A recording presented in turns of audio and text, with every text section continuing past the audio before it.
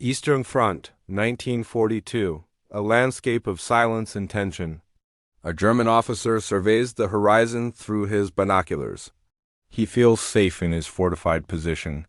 He sees nothing but trees and snow, but he is wrong. Hundreds of meters away, camouflaged so perfectly she looks like part of the forest, is a 19-year-old student. She has been motionless for 6 hours. She controls her breathing. She calculates the wind. She isn't just a soldier. She is a highly trained specialist in precision engagement. When we think of the soldiers who changed the course of World War II, we often picture hardened men. But some of the most feared opponents on the battlefield were young women like Lyudmila Pavlichenko and Roza Shanina. If your world turned upside down, would you have the discipline to master one of the most difficult military professions in existence? Today, we look beyond the myths. We explore the strategy, the training, and the incredible discipline of the Soviet female sniper corps, the Avenging Angels, who proved that skill has no gender.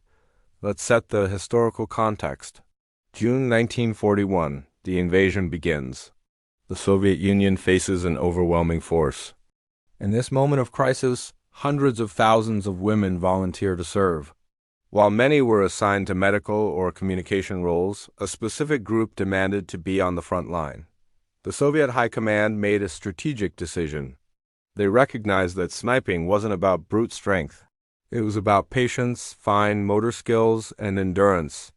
According to historian Luba Vinogradova in her book Avenging Angels, military experts of the time believed women often possessed greater patience and resistance to cold than their male counterparts, traits essential for a sniper who must remain frozen in place for days.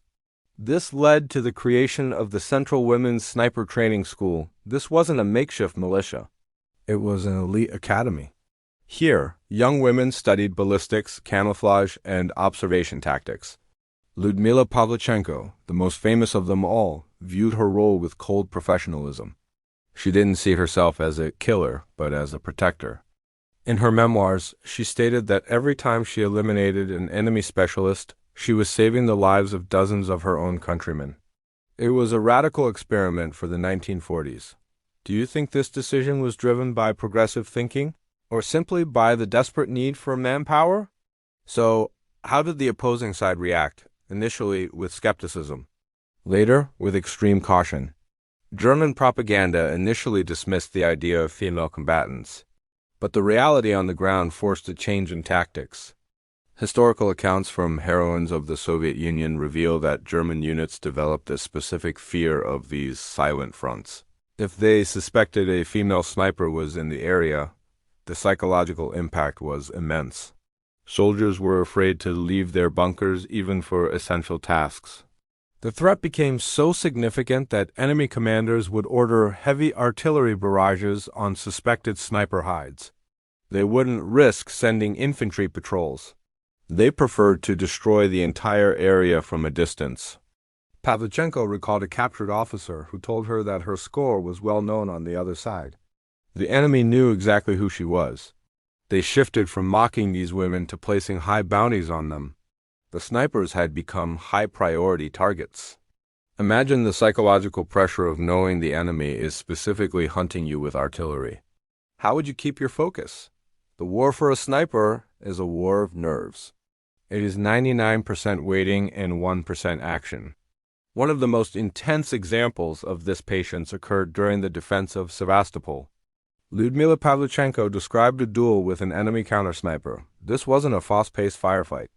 It was a chess match played in the mud. She lay in no man's land for nearly 24 hours. She could not move to eat. She could not sleep. The slightest movement, even lifting a head too high, would give away her position. The sun beat down, followed by the freezing night. It was a test of who would break first. Finally, the opponent made a tactical error. He assumed she had left and shifted his position. That split second of carelessness was all Pavlichenko needed. One precise shot ended the duel. She writes in her memoir, "The tension broke. It was finally over." It highlights that the sniper's greatest weapon wasn't the rifle, but the mind. The ability to outweight and outthink the opponent. Could you remain completely motionless for 24 hours, knowing that one mistake means the end?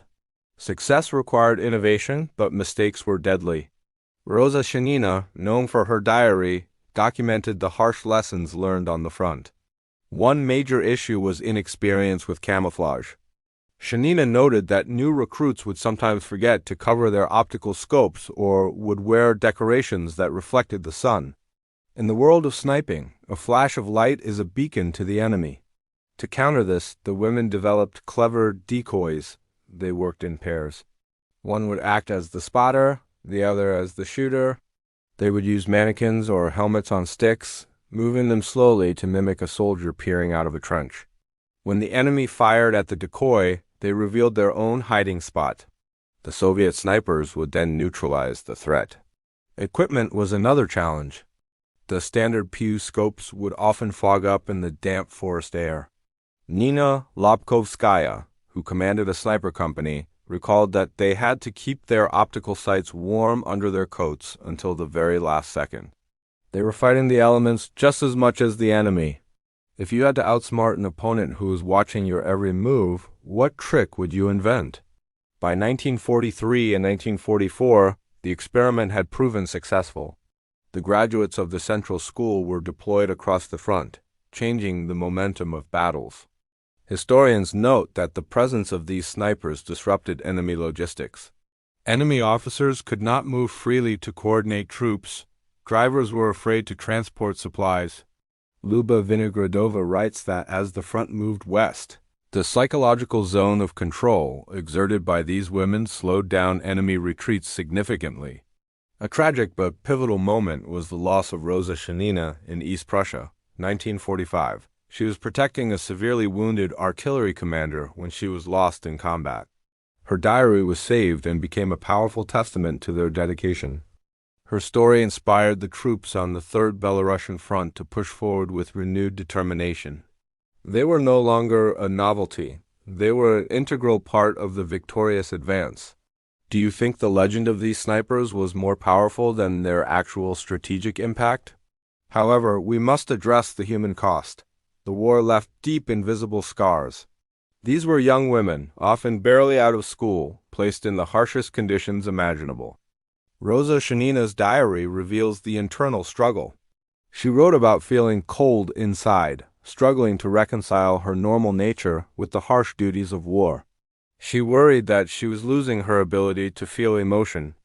Another sniper, Klavdia Kaljina, described the heavy burden of her first successful engagement. She recalled shaking with nerves and the profound realization of what she had done.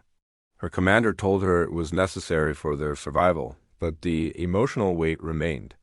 They also faced challenges within their own ranks, fighting to be respected as equals by male soldiers who were often protective or dismissive. They had to prove over and over again that they belonged on the front line. How does a person return to a normal life after carrying such a heavy responsibility? So what if the Soviet Union had not mobilized women? Military analysts like David Glantz point out that the Soviet Union faced a critical shortage of personnel. Every able-bodied citizen was needed. Without the 2,000 trained female snipers, thousands of additional male soldiers would have been tied down in defensive positions. The snipers acted as force multipliers. A single sniper could pin down an enemy company, allowing the main Soviet force to maneuver elsewhere. Furthermore, consider the diplomatic impact. Lyudmila Pavlichenko toured the United States in 1942 to advocate for a second front. She was the first Soviet citizen received at the White House. She famously addressed a crowd in Chicago, saying, "Gentlemen, I am 25 years old and I have neutralized 309 invaders. Don't you think, gentlemen, that you have been hiding behind my back for too long?" Her words shamed and inspired the Western public, accelerating support for the war effort in Europe. If she hadn't been there to speak those words, would the alliance between East and West have been as strong? The story of the Soviet women snipers is a testament to resilience. Out of the 2,000 women who graduated from the academy, only 500 returned home. They were not supernatural beings. They were ordinary women placed in extraordinary circumstances who mastered the art of invisibility and precision to defend their homes. They proved that in modern warfare, determination and skill matter more than physical size. What do you think was their greatest contribution, their tactical skill, or the example they set for the world? Let me know in the comments. The full list of diaries and historical records used for this video is in the description below. Thanks for watching, and don't forget to subscribe for more hidden stories from history.